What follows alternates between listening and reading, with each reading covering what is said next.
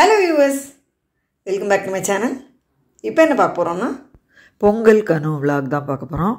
இது பொங்கல் அன்னைக்கு வாசல்ல போடுற பொங்கப்பானை கன்னியாகுலம்னு சொல்லுவோம். எல்லாரும் படிக்கோலம்னு சொல்றாளே அதுதான். வருஷ பலன்னு சொல்லிட்டு இந்த கோலம் தான் போடுறது வழக்கம். அதான் போட்டிருக்கேன். இதோட வீடியோ ஷார்ட்ஸில் போட்டிருந்தேன். மார்கழி மாதத்தில் போட்ட கோலம் எல்லாத்தையுமே சேர்த்து தனியாக ஒரு வீடியோவாக போடுறேன். எல்லாருக்கும் நாள் கிழமையில் போடுறதுக்கு ரொம்ப யூஸ்ஃபுல்லாக இருக்கும். பாரம்பரிய முறைப்படி வெங்கல பானையில் தான் பொங்கல் வைக்க போகிறேன். மஞ்சள் கொல்லையை பானையில் கட்டி இதில் சந்தன குங்குமம்லாம் இட்டு எவ்வளோ அரிசி எடுக்கிறோமோ அதுக்கு 4 பங்கு தண்ணி விட்டு கொதிக்க விட்டுருக்கேன். பக்கத்தில் பேனில் ஒரு அழாக்கு பச்சரிசி ட்ரை ரோஸ்ட்டாக லேசாக வறுத்து வேறு ஒரு பாத்திரத்தில் சேர்த்துக்கிறேன். இதே பேனில் 1/4 பங்கு பயத்தம் பருப்பு சேர்த்து இதையும் லேசாக வறுத்து இந்த அரிசி கூட சேர்த்து 2 தடவை கலந்து எடுத்துக்கலாம்.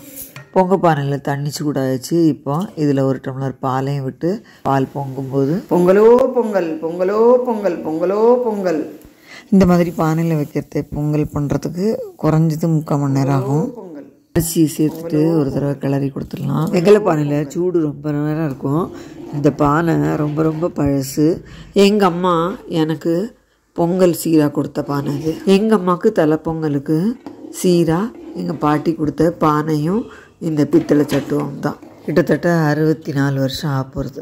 அரிசி பருப்பு நல்லா வெந்தாச்சு பாருங்க. இது வேகிறதுக்கு 1/2 மணி நேரம் ஆச்சு. அரிசியும் பருப்பும் எவ்வளோ எடுத்தோமோ அதுக்கு 2.5 பங்கு வெல்லம் சேர்த்துக்கிறேன். பொதுவான சக்கரை பொங்கலுக்கு 2லேருந்து 3 பங்கு வெல்லம் சேர்த்துக்கலாம். வெல்லம் சேர்க்குறதா விருப்பம். இந்த வெல்லம் சேர்ந்து நல்ல பச்சை வாசனை போக கொதிக்கட்டும். இப்போ வெல்லம் நல்லா சேர்ந்து வறண்டாச்சு, பச்சை வாசனை போயாச்சு. இதில் ஏலக்காய் பொடி 2 டீஸ்பூன் அளவு நெய் விட்டுக்கிறேன். இதை நல்லா மிக்ஸ் பண்ணி விட்டுடலாம். அரிசியும் பருப்பும் நல்லா குழஞ்சி வேகணும். அப்போ தான் இந்த மாதிரி வெல்லம் போடுறதே தேரிக்காது, இல்லைன்னா தேரிக்கும். நல்லா குழஞ்சி வெந்து வறண்டாச்சு. இப்போது சக்கரை பொங்கல் ரெடி. 3 டேபிள் ஸ்பூன் அளவு நெய்யை பேனில் சூடு பண்ணியிருக்கேன். இதில் பல்லாக கீத்தின தேங்காய் போடுறேன்.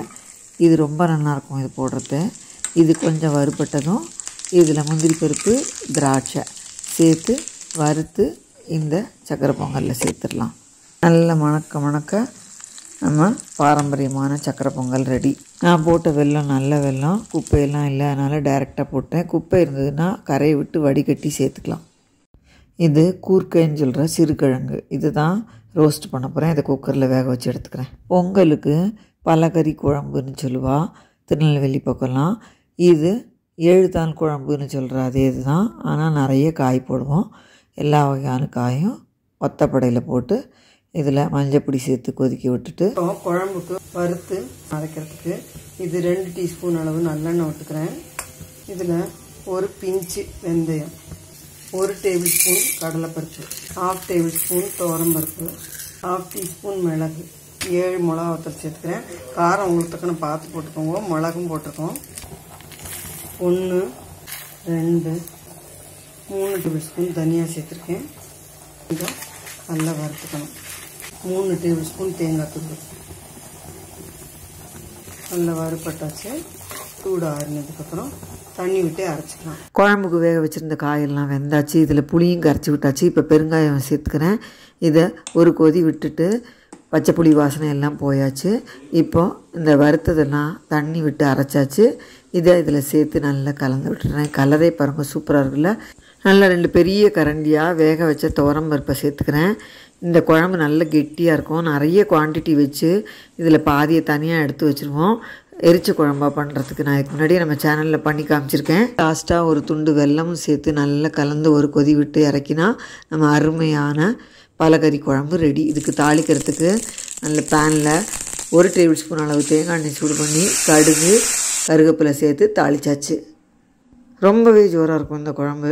நாட்டு காய்கள் நிறைய சேர்த்து வைக்கிற குழம்பு இது. பாதி குவான்டிட்டியை எடுத்து வச்சுடுவேன் எரிச்ச குழம்புக்கு.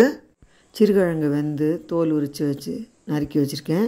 இதை தாளிக்கணும். பேனில் 1 டேபிள் ஸ்பூன் எண்ணெய் சூடு பண்ணி இதில் கடுகு உளுத்தம் பருப்பு கருவேப்பிலை சேர்த்து தாளித்து இதில் இந்த நறுக்கி வச்சுருக்கிற சிறுகிழங்கையும் சேர்த்து மஞ்சப்பொடி, உப்பு, காரப்பொடி, பெருங்காயப்பொடி சேர்த்து நல்லா மிக்ஸ் பண்ணி விட்டு மீடியம் ஃப்ளேமில் வச்சுட்டு நல்லா ரோஸ்ட் ஆகிற மாதிரி வதக்கணும். இதில் மேலாக கொஞ்சம் அரிசி மாவு தூவி நல்லா மிக்ஸ் பண்ணி வதக்கினா நல்ல கிறிஸ்பியாகும்.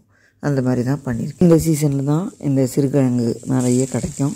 ரொம்ப ரொம்ப நல்லாயிருக்கும். இது பொதுவாக எங்காத்து வழக்கம், அதனால் இந்த மாதிரி பண்ணியிருக்கேன்.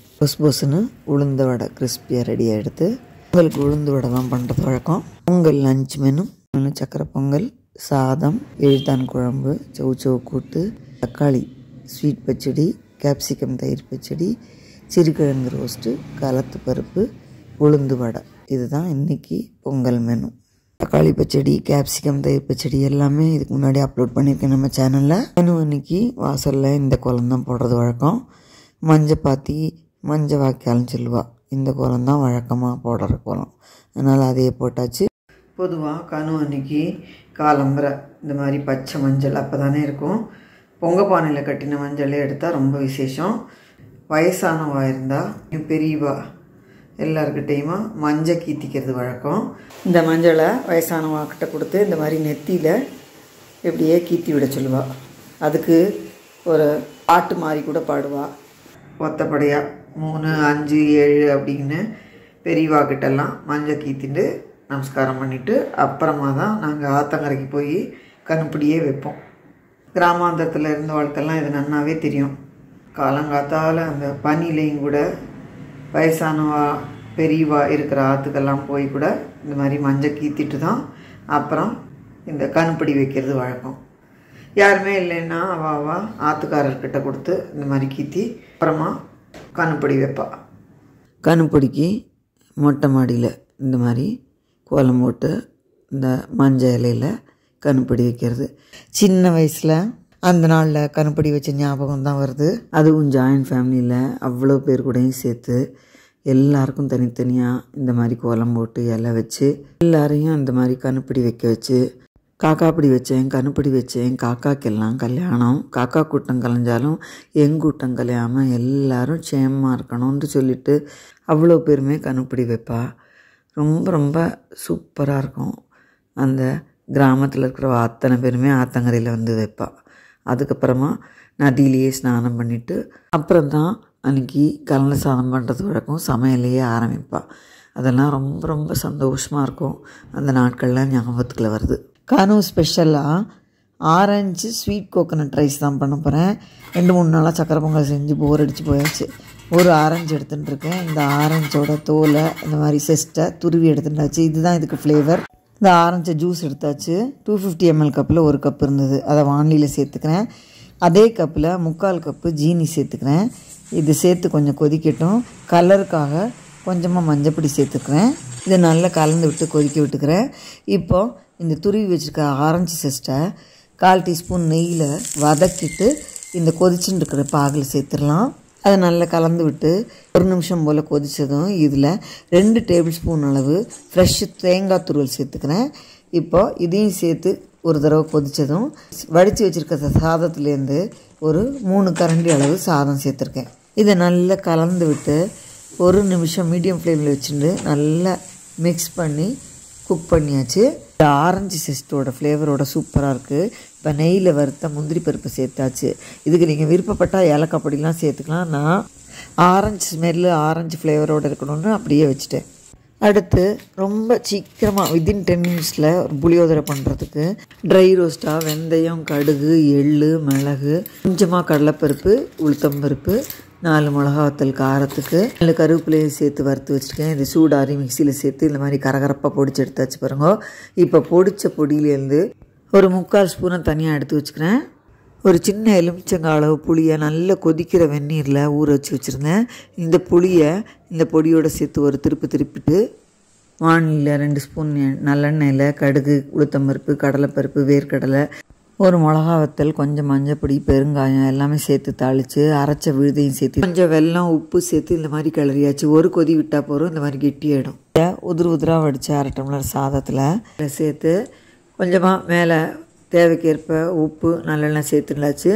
இந்த தனியாக எடுத்து வச்சுருந்த பொடியை மேலாக தூவி மிக்ஸ் பண்ணி விட்டால் அருமையான கமன்னு சூப்பராக மணக்கிற டேஸ்டியான புளியோதரை ரெடி.